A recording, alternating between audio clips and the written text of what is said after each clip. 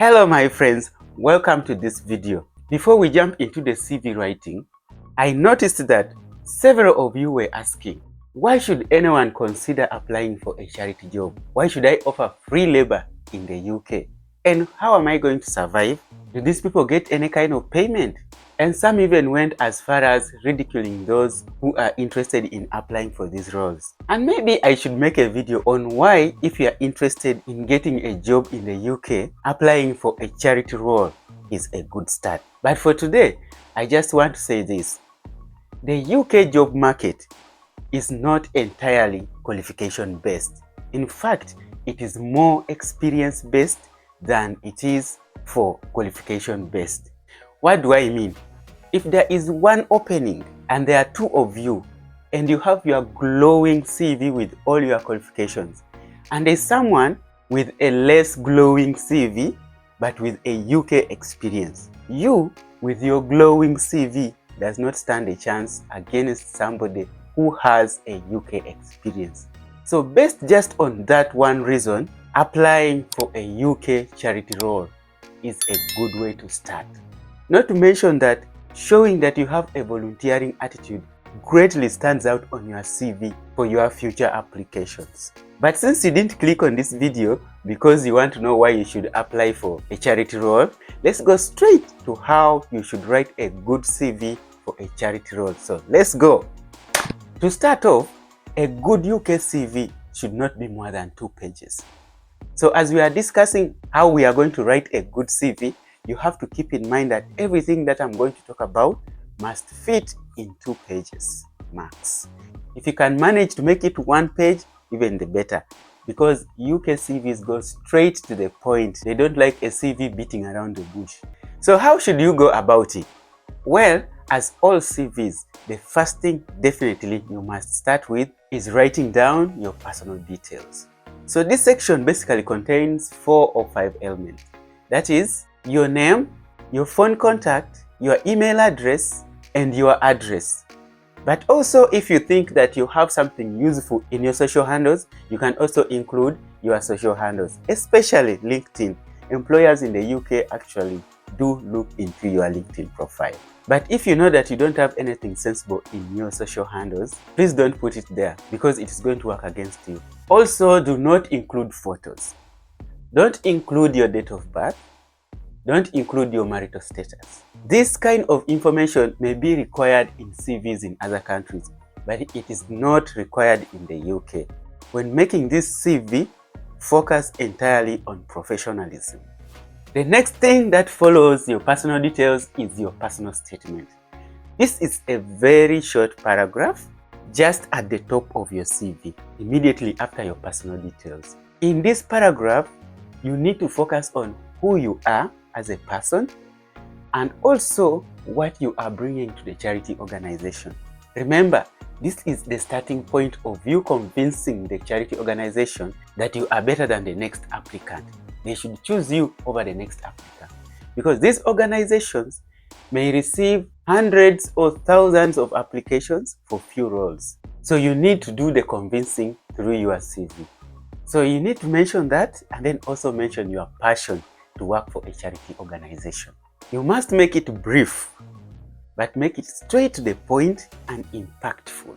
So make sure that you don't leave out any essential element, but don't make it too long. It should be just 1 paragraph or few sentences. 3 or 4 sentences can suffice for that part. The next thing you need to do, but before we come to that, if you're finding any value at all in this video, please make sure that you give it a thumbs up and make sure that you share this video with all those that might benefit.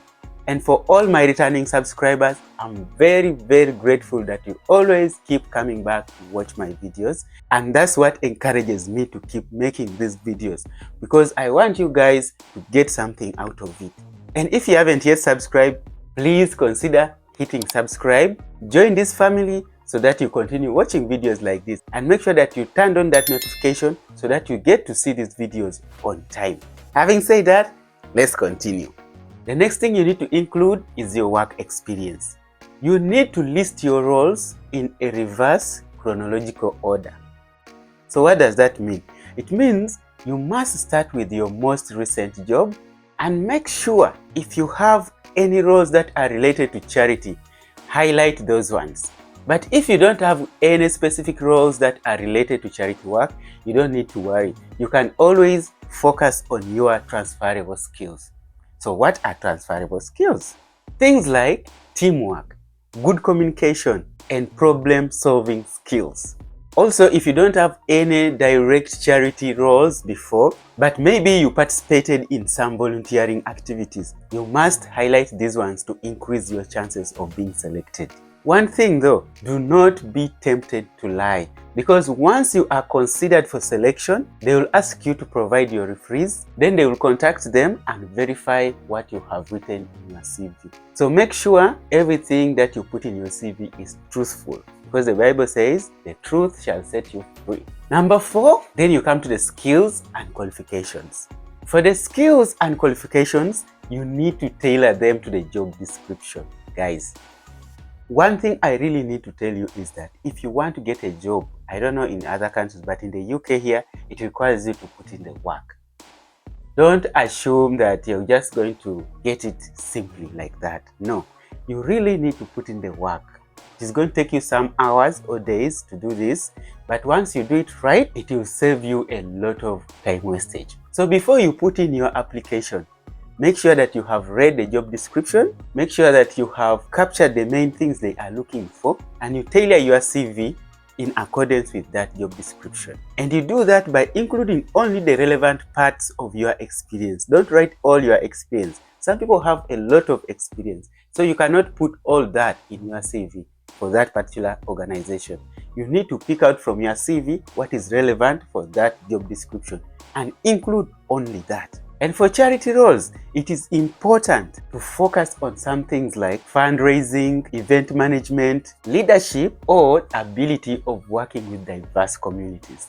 If you have this, make sure you don't leave them out. It is also very important to mention the languages that you speak. If you speak more than one language, maybe English and French, or English and Spanish and Chinese, or whatever other language that you may speak, this might be the one thing that will help you to stand out, just in case your organization works with communities that speak different languages. It will make you a more attractive candidate. So don't leave that out. And if you have any certifications that are relevant to the practice of the role that you are applying for, make sure you don't leave them out. Small things like that go a long way in increasing your chances of being selected. Then we come to education and volunteering experience. I think you guys have already noticed a pattern here. We started with work experience. Then we followed up with skills and qualifications. Now we are coming to education.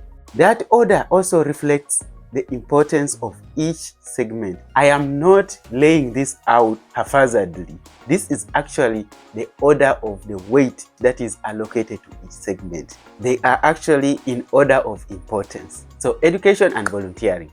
So when you are going through the job or role description, make sure you check if there is any specific qualification that is required. Because if there is and you don't have that specific qualification, then you are wasting your energy and time to apply for this role. There are chances that you will not be taken. So by all means, first start by writing your highest qualification, even if it is not related to the charity role. After that, you can start putting any other related qualifications that could be related to the charity role that you are interested in. And if you really have any kind of volunteer or charity experience, like volunteering in any kind of activity, make sure that you highlight it. Let's say maybe you participated in organizing a charity event or a charity run, or you participated in a run for a charity cause. You can also include this in your CV. It helps to show how interested you are in charity activities. Volunteering activities are highly valued by charity organizations. They can pick this above anything else because for some reason, organizations and companies in the UK believe that they can train anybody to do the work that they are assigned to do. But when it comes to other personal attributes, they cannot change much. So if they identify that this person has a volunteering spirit, this person is involved, is interested in charity activities, they might pick you over somebody else who even has the qualifications that are better than the ones you have. So make sure you don't leave that out. The final part is the references. Usually, The employers in the UK do not require you to submit the names and contacts of your references just at the point of application. They normally request this when your application is being progressed to the next level. So it is perfectly acceptable to write under this section that referees or references, whatever you call them, are available upon request. This is completely acceptable. And for watching this video up to this point, these are the pro tips. Number one thing you must know is that since these companies receive plenty of applications, most of them actually use a software to do the initial filtering of applications. So you have to find the keywords in the job description and then look into your experiences and see which ones match your experience. And then try to use those keywords to craft your own CV such that if they are filtering, yours also gets picked up. But never be tempted to write your CV by copying the job description word for word. Once you make that mistake, it will also be flagged and you can easily miss out. You can use synonyms and things like that, or possibly use a different explanation, but make sure that the keywords are included in your CV. The second pro tip that I want to give you guys is that before you click the button submit or that email send or whatever other means you are using to apply, make sure you have double checked the grammar and the spellings. The employers are going to use these two aspects to judge your level of attention to detail. Even just one spelling error is enough to throw you off because they will conclude that you have no attention to detail. So make sure it is perfect.